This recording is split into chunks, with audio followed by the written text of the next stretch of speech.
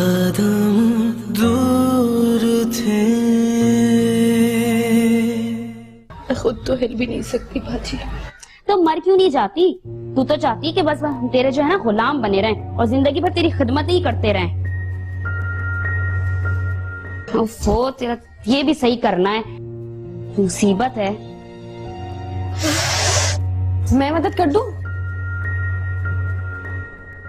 इससे हुआ क्या है? ऐसे नमूने यहाँ बहुत सारे दिखेंगे। किस किस के बारे में पूछती रहेगी? क्या हुआ है तुम्हें? रीढ़ की हड्डी टूट गई है इसकी।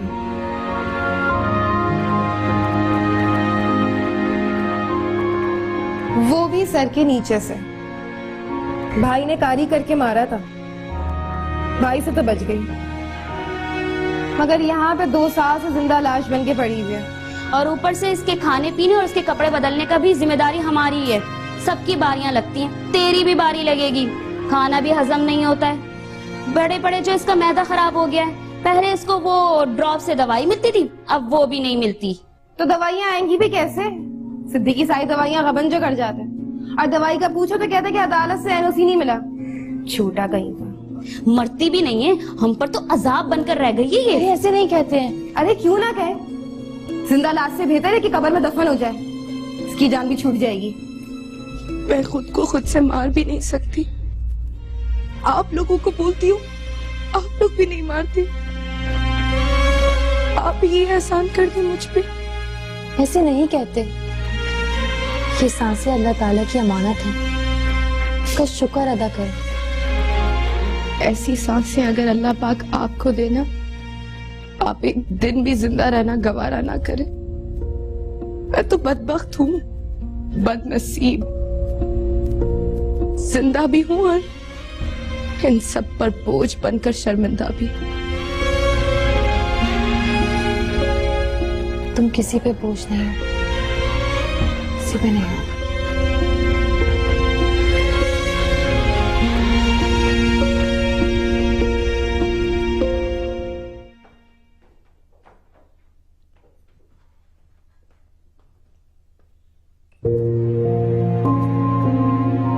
ये तुम्हारे पास कहाँ से आई?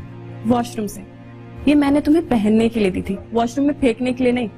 अरे अरे, ये क्या देख रही हूँ मैं? जोब हमेशा की तरह तुम्हारी आदत नहीं गई ना। गिफ्ट इंसान बहुत प्यार से खरीदता है और जो देता है ना, हमेशा बहुत मोहब्बत से सीने से इसको लगा के रखा जाता है। तुम्हारी तरह कोई नहीं यार, कोई वॉशरूम में उठा के फेंक दिया।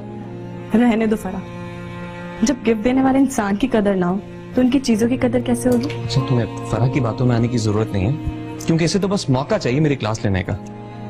मैंने इसे वहां फेंका नहीं था, मैं भूल गया था वॉशरूम में। और सॉरी, कल मैं तुम्हें कह नहीं सका, लेकिन आज कह रहा हूँ। Thanks for this gift. दादाजान, मामा, मैं फैसल की तरफ जा रहा हूँ, शाम में मिलते हैं। खुदा हाफिज। तो हर बात की जल्दी है।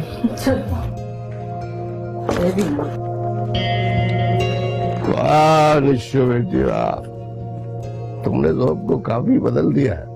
तो उसके रवैये में तुम्हारे लिए भी काफी नरमी पैदा हो चुकी है।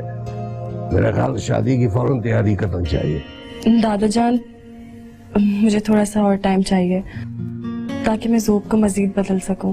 नहीं बन्नी, टाइम है अब नहीं, मजीद इंतजार नहीं होता हमसे। शादी के बाद बदल लेना।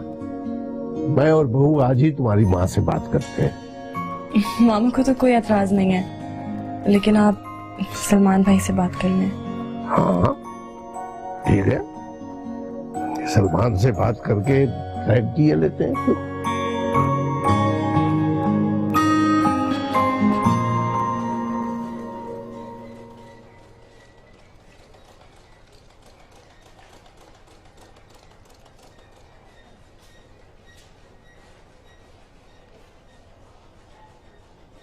ठीक है, यही बात सही है। अरे चलती है तेरी, नखरे करती है तेरी में। मैंने कहा ना मैं नहीं आ रही, नहीं आ रही मैं चेकअप के लिए। कोई जबरदस्ती है क्या? जबरदस्ती नहीं है, सीधी तरह से चल, वरना तू मुझे अच्छी तरह जानती है कि क्या हशर करूंगी। मुझ पर अपनी दोस्त जमाने की कोई जरूरत नहीं तुझे, समझी बात को? मुझ पे तेरी जबरदस्ती नहीं चलने वाली, जा यहाँ से। अरे ओ बेगैरत की औलाद, वो जो डॉक्टर नहीं है ना, वो हफ्ते में सिर्फ एक बार आती है, एक ही बार वो चेकअप करती है सबका।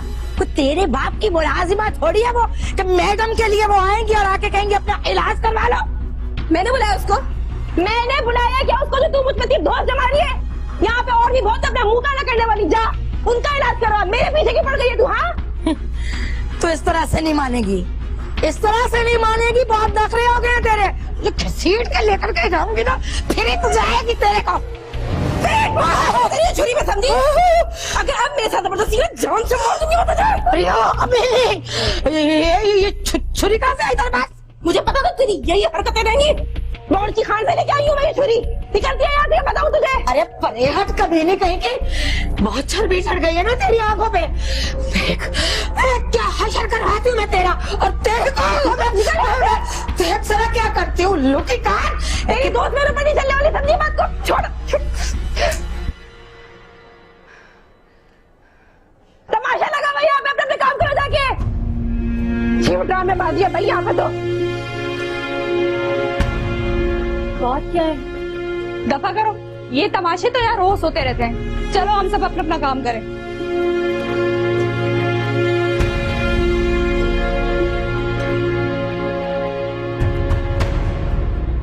फरमाइए दादा जान, आपने अचानक मुझे बुलवाया? हाँ बेटा, दरअसल बेटे तुम्हारी माँ ने निशा की सारी जिम्मेदारी तुम्हें सौंप दी है। हमने तुम्हें इसलिए जहमत दी है बेटे कि हम जोब के लिए तुमसे निशा का हाथ मांगे। निशा का हाथ जोब के लिए? ये तो बहुत खुशी की बात है, पर क्या जोब रजामंद है? अरे जोब के राजी होने ना होने की नहीं, हमें उसका रिश्ता करने की फिक्र है, और ये हम हर हाल में करना चाहते हैं। आंटी, अगर जोब राजी नहीं होगा तो ये शादी कैसे होगी? और आप लोगों ने पहले भी कोशिश की लेकिन उसने साफ इनकार कर दिया। हाँ बेटा, तुम ठीक कहते हो, हमने बहुत कोशिश की उसकी पसंद नापसंद के लिए, उसकी मिन्नत समाजत की, मगर अब जो हम चाहेंगे वो होगा, चाहे वो राजी हो या ना हो। अरे हमने ऐसे कितने ही रिश्ते देखे हैं जहाँ लड़का पहले राजी नहीं था लेकिन बाद में सब ठीक हो जाता है। माजरत चाहता हूँ आंटी, पर जमाना बदल चुका है। आज के दौर में लड़का लड़की दोनों का रजामंद होना बहुत ही जरूरी है, वरना खामखा बाद में मसले हो सकते हैं। इनफैक्ट काफी जिंदगियां बर्बाद भी हुई हैं। मैं तुम्हारी बात मानता हूँ, तुम ठीक कह रहे हो, लेकिन देखो बेटे, जहां तक जोब का ताल्लुक है उसकी सारी जिम्मेदारी हमारी है, और फिर तुम्हें यह सुनकर खुशी होगी कि निशा भी इस फैसले पर हमारे साथ है। बस हमें तुम्हारी इजाजत की जरूरत है। निशा भी फैसले में शरीक है? ठीक है दादा जान, मैं निशा से बात करके आप लोगों को जवाब दे देता हूँ। ठीक, चलो भाई, ये बात हो गई।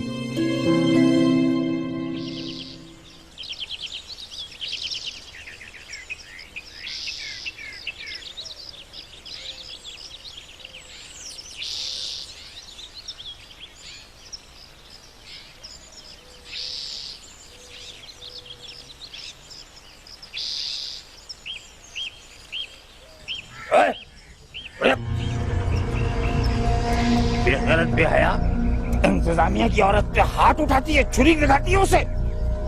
तूने अपने बाप का राज समझ रखा है। जो मेरे साथ गलत करेगा उसको मार दूंगी मैं, आंखें नोच दूंगी मैं उसकी।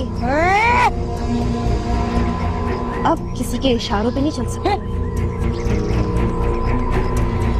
जबान लड़ाती है मुझसे, ये जबान जो है ना, ये मैं पकड़ के खींचूंगा। इसको तू अच्छी तरह जानती है। अबे जा जा, बहुत जानती हूँ मैं तुझे और तेरे चमचों को भी। अपनी इन दो आंखों से देख चुकी हूँ मैं। निगहबान है ना तू यहाँ का, तो सिर्फ निगहबानी कर। अपना हुक्म ना चला मुझ पे, जेल में नहीं हूँ।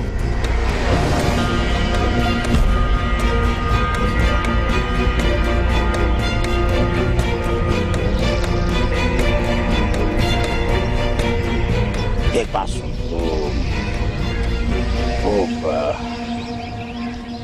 तेरी ये जो गुस्ताखी है ना, इस गुस्ताखी पर मैं तुझे ये दारुल अमान से निकलवा सकता हूँ, बल्कि निकाल सकता हूँ। और खुदा की कसम मैं ऐसे ही करूंगा। और फिर पता है क्या होगा तेरे साथ?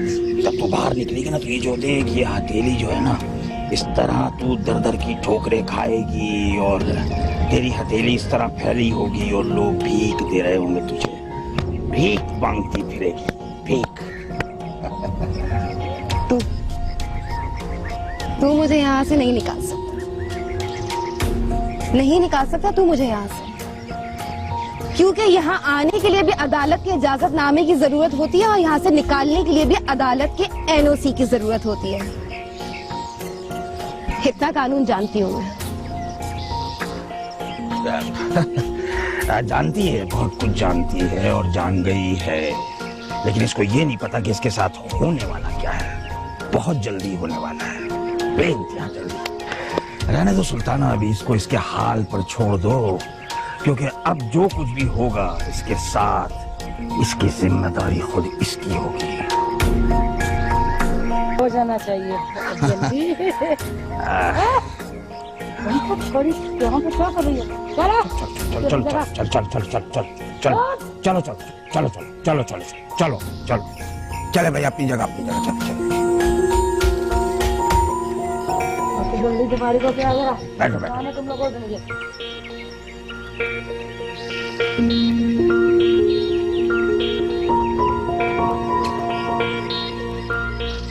Are you mad, Nishu?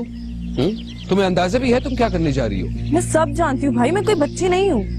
पर ये करने से पहले कम से कम ज़ोब तो अग्री हो जाए। अगर उसको अग्री करना होता ना तो वो सालों से हो चुका था, मैं उसके पीछे यूं भटक ना रही होती। निशु, शादी ब्याह दो दिलों की रजामंदी से होता है। तुम दादा जान की बात में आके खुद के साथ भी ज्यादती कर रही हो और ज़ोब के साथ भी।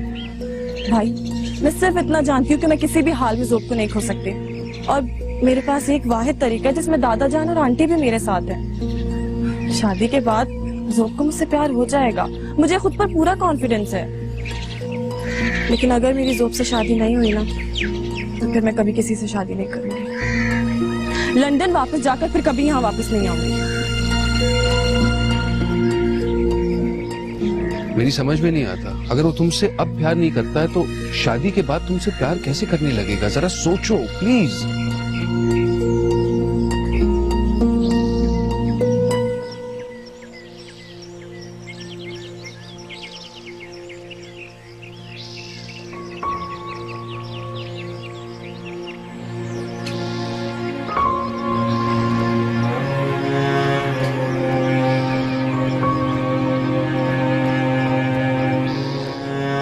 सदफ, तुम क्या बीमार हो? क्या हो गया बीबी?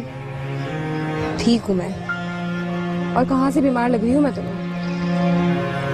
तो फिर उस वक्त जब लेडी डॉक्टर ने तुम्हें चेकअप के लिए कहा तो तुमने मना क्यों किया? क्योंकि ऐसा 3 बार पहले भी हो चुका है। पर इस दफा ऐसी कोई बात नहीं है। तो ये बात भी कोई औरत खुद से नहीं जानती कि उसको कब किसी लेडी डॉक्टर की जरूरत है या नहीं। मतलब तुम शादीशुदा हो? शादीशुदा औरत अपने मियाँ के घर पर होती है, जो दारुल मानने नहीं होती। और वैसे भी तुम इतनी मासूम की बन रही हो, जैसे तुम्हें कुछ पता ही ना। मुझे वाकई कुछ नहीं पता, इसीलिए तो तुमसे पूछ रही हूँ कि क्या बात है। मुझे यहाँ की हकीकत तो बताओ। तुम्हें यहाँ की हकीकत खुद पता चल जाएगी। खैर, अभी तो चलो खाने का वक्त हो गया है। अगर देर से गए तो खाना खत्म हो जाएगा। अपनी लाइन में खड़े होना बहुत जरूरी है। चलो।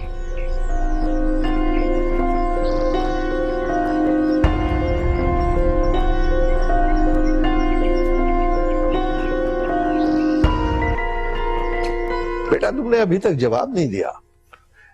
भाई जो कुछ कहना है आज ही कह दो, हमारे पास वक्त बहुत कम है।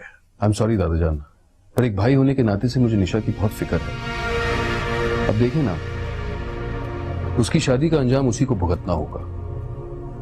ये बात वो अच्छी तरह जानती है, पर फिर भी इस फैसले पर अड़ी भी है। आप लोग भी यही चाहते हैं।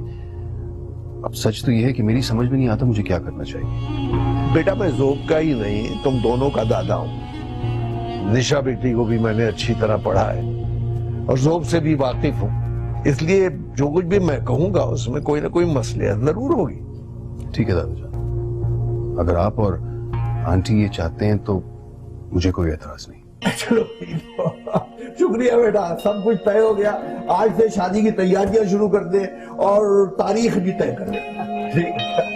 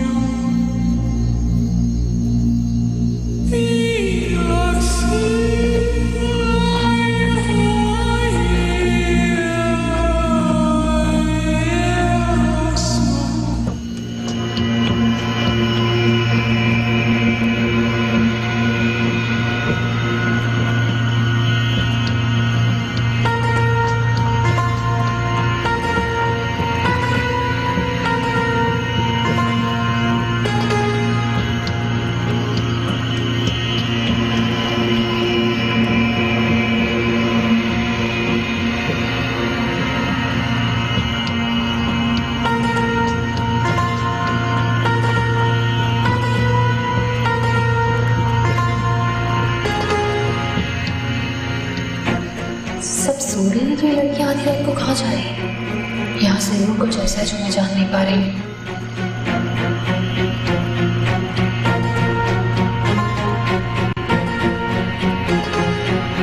बताएं ना अम्मी, क्या हुआ? क्या हो सकता है? ठीक हो जाएगा। दादाजान, मामा, ये सब क्या हो रहा है घर में? तुम बताओ क्या हो रहा है? आप लोग मुझसे पूछे बगैर मेरी शादी तय कर रहे हैं और मुझे बच्चों के जरिए पता चलता है। मुझे को बताने की जहमत भी नहीं करता। ये सब क्या हो रहा है घर में? एक तो फरा तुम्हारे भी बच्चे ना, कोई बात उनके मुंह में नहीं टिकती है। उन्हें क्या जरूरत थी वक्त से पहले ढंडोरा पीटने की? अम्मी मुझे क्या पता था बच्चों ने ये बात कब सुनी, वरना मैं इन्हें बोलने ही नहीं देती। कोई मेरी बात का जवाब भी देगा या नहीं? तुम्हारी बात का जवाब वही है जो तुम अच्छी तरह जानते हो। तुम्हारी शादी होगी और हर हाल में होगी। जहाँ तक रही तुम्हें बताने की बात, पहले कौन सी तुमने हमारी बात मानी है जो अब बताने से मान जाओगे? तुमने हमें इस फैसले तक पहुंचाया है और अब इस मामले में हम तुम्हारी कोई बात नहीं सुनेंगे। कोई बहसो मुबाहिसा तुमसे नहीं होगा। बस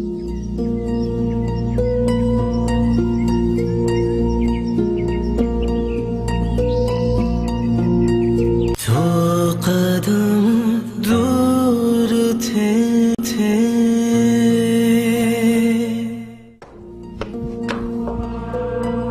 क्या तुम्हें पता है कि तुम्हारी और मेरी शादी कराई जा रही है?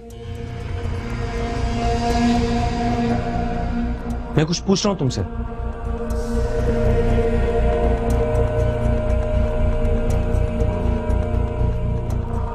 हाँ पता है। तुम्हें भी पता है? और तुमने भी मुझे नहीं बताया? हाँ, क्योंकि दादा जान और आंटी नाराज हो चुके। What nonsense! उनकी नाराजगी से ज्यादा तुम्हें इस मिसमैच शादी की टेंशन होनी चाहिए। तुम अच्छी तरह जानती हो कि मैंने तुम्हें कभी लाइफ पार्टनर की नजर से नहीं देखा, हमेशा एक कजन, एक दोस्त की नजर से देखा है। और इस मामले को लेकर पहले भी हमारे दरमियान नाराजगी रह चुकी है। अगर तुम चाहती हो कि मजीद नाराजगी ना हो तो तुम्हें शादी से इनकार करना होगा। तुम्हें आज ही मामा और दादाजान को बताना होगा कि तुम्हें शादी नहीं करना चाहती। उन्हें समझाओ कि शादी नहीं उन्हें रास आएगी और नहीं तुम्हें।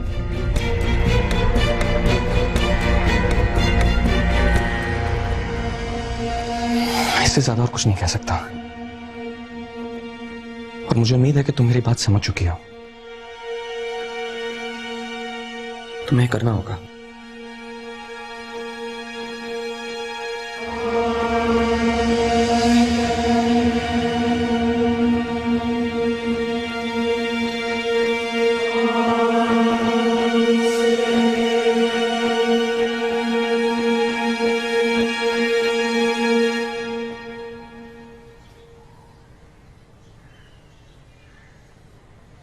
ऐसे क्या देख रही हो?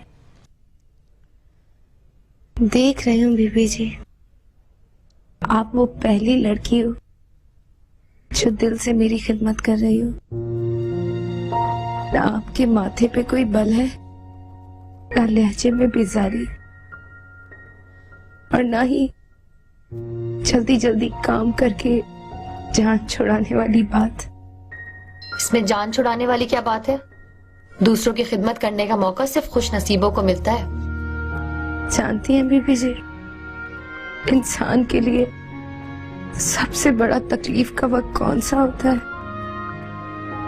जब वो खुद अपने लिए ना कुछ कर सके, दूसरे उसका गंद साफ करे, उसको कोसे, गालियां दे, बुरा भला कहे, और वो फिर भी बेगैरतों की तरह सब कुछ देखता रहे। दूसरे उसे खिलाए पिलाए, उठाए बिठाए, लेकिन वो फिर भी जिंदा रहे, खामोश तमाशाई की तरह।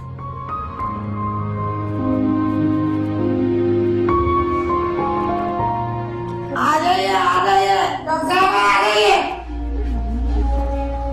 चल भी बाहर चल, काफी तूने इसकी खिदमत कर ली, अब डॉक्टर साहब आ गई है इसको देखने के लिए। कल शाबाश।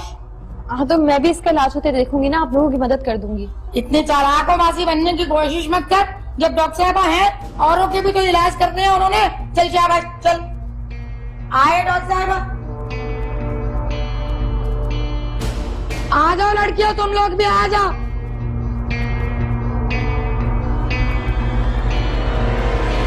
तू यहाँ खड़ी क्या कर रही है? सुनाई नहीं देता, देरी हो गई है क्या? चलो जी, चलो शाबाश, चलो चलो चलो।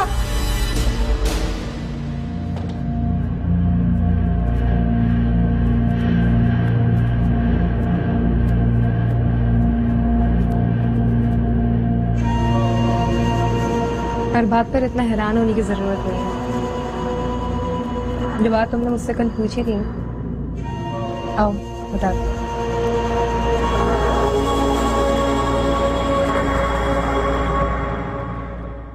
जो दो लड़कियां अंदर गई हैं ना, ऐसे ही नहीं गई हैं, अपने ऐप छुपाने के लिए गई हैं। How can you say this? अरे भाई, कहाँ से आ गई तू इतनी अंग्रेजी बोलने वाली? यहाँ पे नहीं काम इतने अंग्रेज किसी इंसान का। तुम मेरी छोड़ो, ये लोग क्या करने गई हैं वहाँ, और इनकी हालत इतनी बिगड़ी हुई क्यों है? क्या मतलब बिगड़ी हुई है? यहाँ पे अच्छी लड़कियां और औरतें भी रहती हैं, और जो चंद बिगड़ गई हैं वो खुद से नहीं बिगड़ी।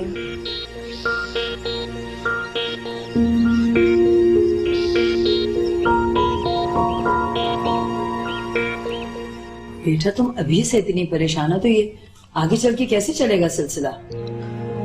आंटी, जोब मुझ पर दबाव डाल रहा है कि मैं आप लोगों को मना कर दूं। मुझे तो कुछ समझ नहीं आ रहा, मैं बहुत कंफ्यूज हूँ।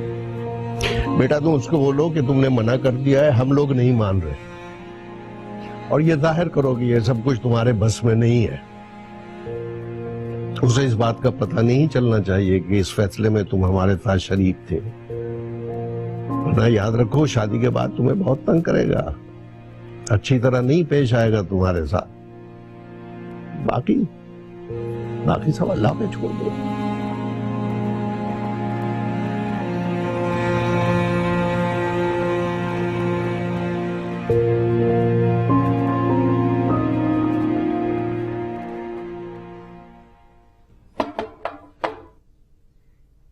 जी आइए मिस नायाब, आप मुझसे क्यों मिलना चाह रही थी भाई?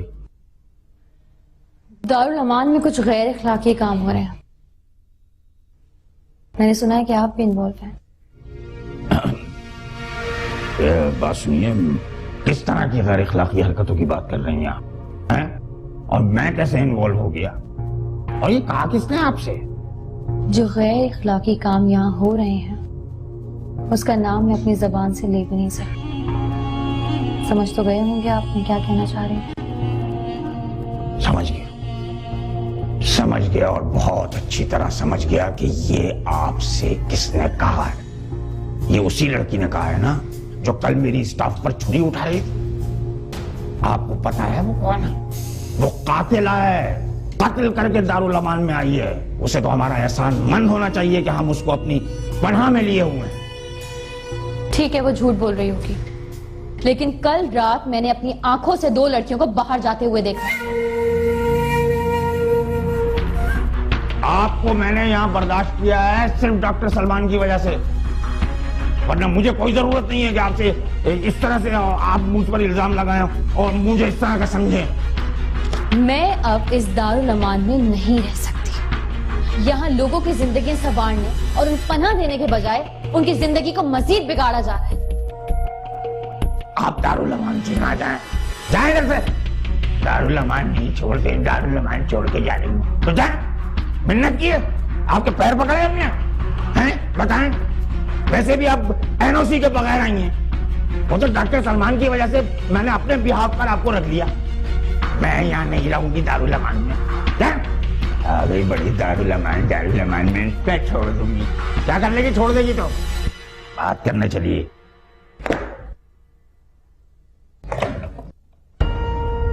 सुल्ताना, ये क्या सबको पता चलता जा रहा है यहाँ की?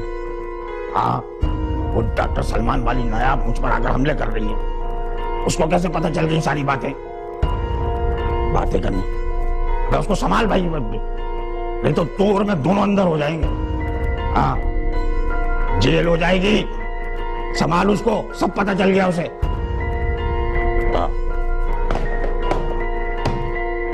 तो कदम दूर थे।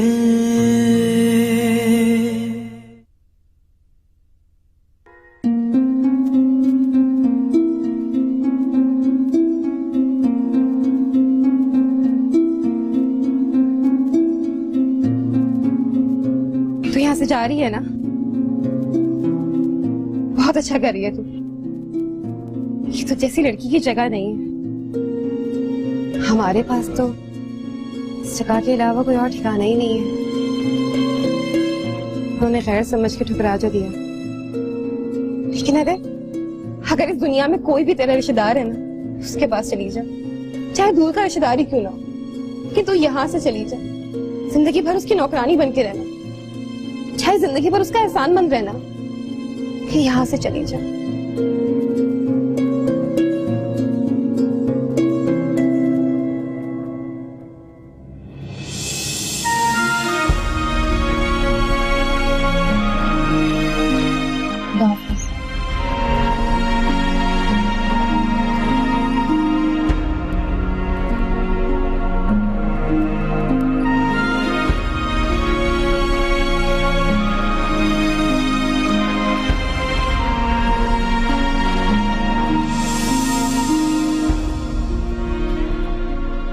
तुम्हें क्या बताऊं, इस दुनिया में तो मेरा भी कोई अपना नहीं है।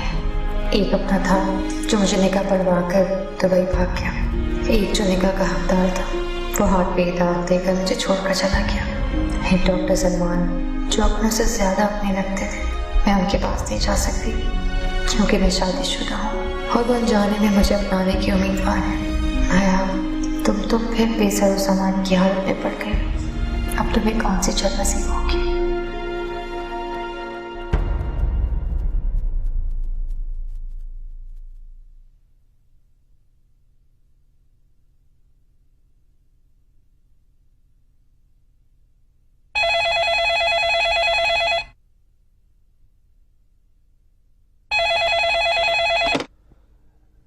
Hello, Sandeep speaking. अस्सलाम वालेकुम सिद्दीकी साहब, डॉक्टर सलमान बोल रहा हूँ। जी डॉक्टर साहब, पहचान गया सर, आपकी आवाज पहचान गया। शुक्रिया। मैं जानना चाह रहा था कि मिस नायाब कैसी हैं?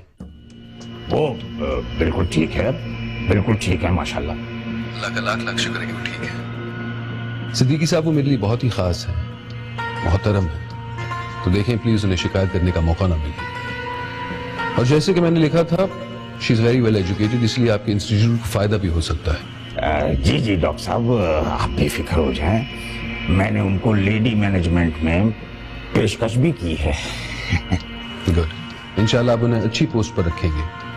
और सैलरी की फिक्र ना करें, हर महीने मैं वो अलग भिजवा दूंगा ताकि दारुल अमान के बजट पर बोझ ना पड़े। एनीवे, मैंने बस मिस नायब की खैरियत पूछने के लिए फोन किया। वो ठीक है ये जानकर तसल्ली मिलती है। मैं आपसे बाद में बात करता हूँ। जी जी बिल्कुल। खुदा हाफिज डॉक्टर साहब। जी खुदा हाफिज।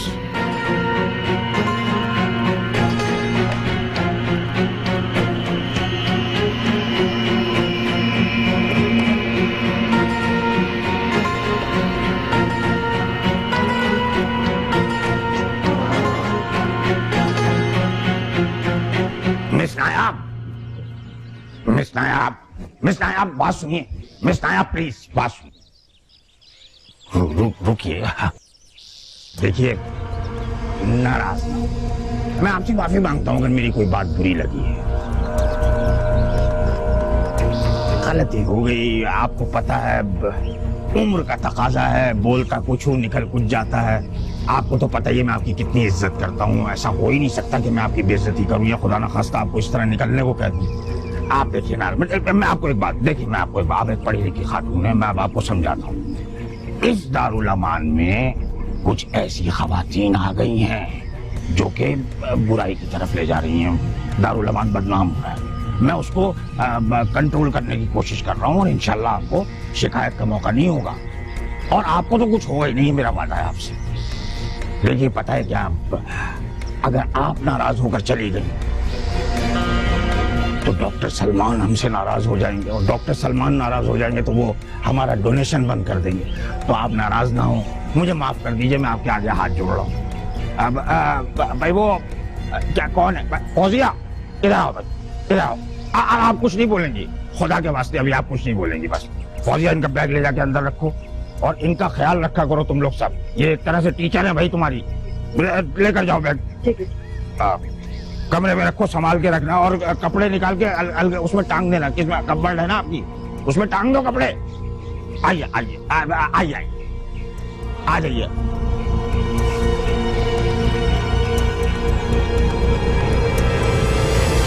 हमने आपका हॉल तो देख लिया है और पसंद भी आया है, लेकिन एक चीज का ख्याल रखिएगा कि हमारे मेहमानों को खाने के वक्त कोई तकलीफ ना हो। इंशाल्लाह आपको कोई परेशानी नहीं होगी। अगर आप अंदाजन अपने मेहमानों की तादाद बता दें तो मैं अभी बजट बनाकर पेश कर देता हूँ। अब मेरा ख्याल है कि कम से कम 800 तो होंगे। आप 850 का टोटल बना दो। फिर आपको दोनों हॉल बुक कराने पड़ेंगे क्योंकि एक हॉल में 500 अफराद की गुंजाइश है। तो ठीक है, आप दोनों हॉल बुक करा लीजिए, लेकिन जो बजट आप हमें बताएंगे उसमें रियायत करके लिखिएगा। ठीक है, मैं अभी आपको बना देता हूँ। ले गुलाबी आ गई। इधर आओ बेटा। भाई ये शादी के लिए हॉल बुक हो चुका है। कार्ड पे मैंने तारीख 29 को शादी की और 30 को वलीमे की लिखवा दी। अब अगर तुम्हें कोई रद्द बदल करना है तो बता दो, क्योंकि कल कार्ड चले जाएंगे छपने के लिए। एक मिनट। एक मिनट क्या जल्दी थोड़ी। हाँ। ये सब क्या तमाशा?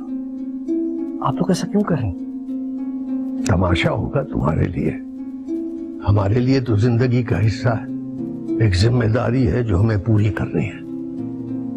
मैंने अकरम से बात कर ली है, कल तुम उसकी दुकान पर जाओ, दूल्हे का लिबास और शादी के कपड़े वगैरह मुंतखब कर। ना मैं अकरम के पास जाऊंगा ना मैं शादी करूंगा। आप लोग मेरा जवाब पहले से जानते हैं। ठीक है, मत जाओ अकरम की दुकान पर, मैं इसी लिबास में तुम्हारी शादी करवाऊंगा। अब ये शादी कैंसिल नहीं होगी। मैंने अपने तमाम रिश्तेदारों को, तमाम जानने वालों को, सबको कह दिया, सबको पता चल गया है। सिर्फ दावतनामा देना बाकी है।